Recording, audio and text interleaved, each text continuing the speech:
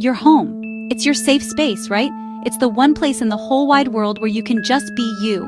You can kick off your shoes, you can let down your guard, the doors are locked, the windows are closed, you feel protected by those four walls. It is your fortress. It is your castle. You believe that nothing bad can happen here. This is the place where you sleep.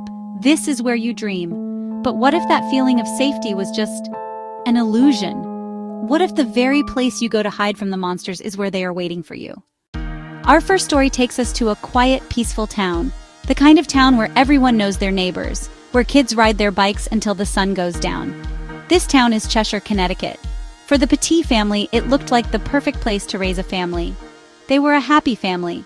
Dr. William Petit, his wife Jennifer, their daughters Haley and Michaela.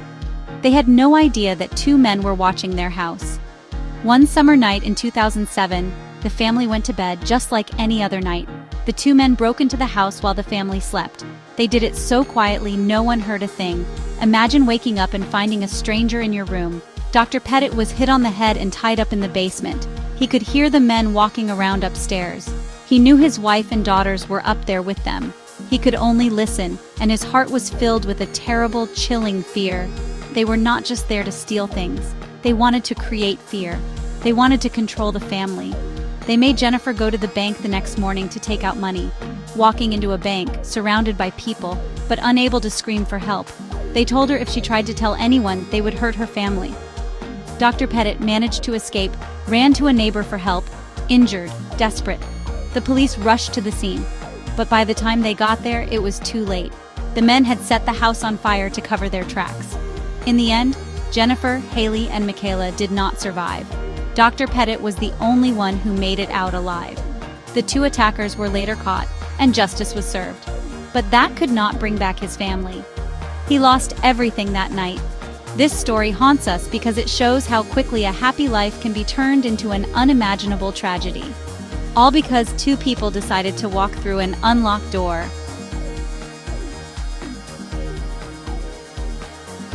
This case serves as a dark reminder. Safety is fragile. It can be broken. It can be taken from you in hours. Sometimes the most ordinary places can become settings for extraordinary horrors. The memory of what happened in that quiet Connecticut town will forever be a warning. Think about the creaks and the groans of your own home at night. A car driving slowly down your street makes you nervous. We are going to talk about 3 stories today. These stories are real. They happen to real people in real homes just like yours. The monsters are real. They are not hiding under the bed. They are not hiding in the closet. Sometimes they are standing right outside your front door, just waiting for a chance to get in. What is so deeply unsettling is how normal everything can be before it happens. The fear comes from the complete loss of control. They could not fight back. They could not run. They could not scream without making things worse. Sometimes a desperate person walks into a bank surrounded by people and no one knows. Safety is fragile. It can be broken. Check the locks. Notice if things are out of place. Trust your instincts.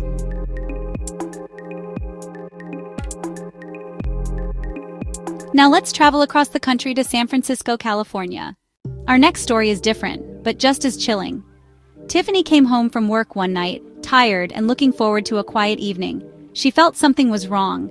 Things seemed out of place. Someone else was in her apartment, hiding and waiting. Her boyfriend arrived later. They had dinner. They watched TV. Completely normal. All the while, a man was hiding inside their closet. He watched them through the cracks in the door. He was a ghost in their apartment, learning their routines, eating their food, using their things. He had been there for 2 whole days. Tiffany finally noticed something missing, her laptop. She opened a closet she rarely used. And there he was, a strange man wearing her boyfriend's clothes.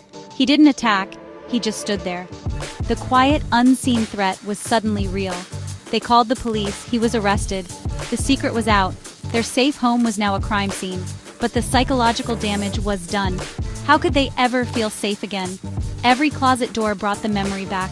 Every strange noise made them think he was back. They moved out, their home filled with bad memories. Security cameras and motion lights became lifelines. Notice if things are out of place. Trust your instincts. If something feels wrong, it might be. Our last story takes us to a remote house in the country.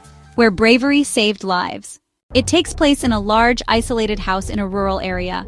A mother and her 11-year-old son lived far from neighbors. They were careful about security, locks and windows secured.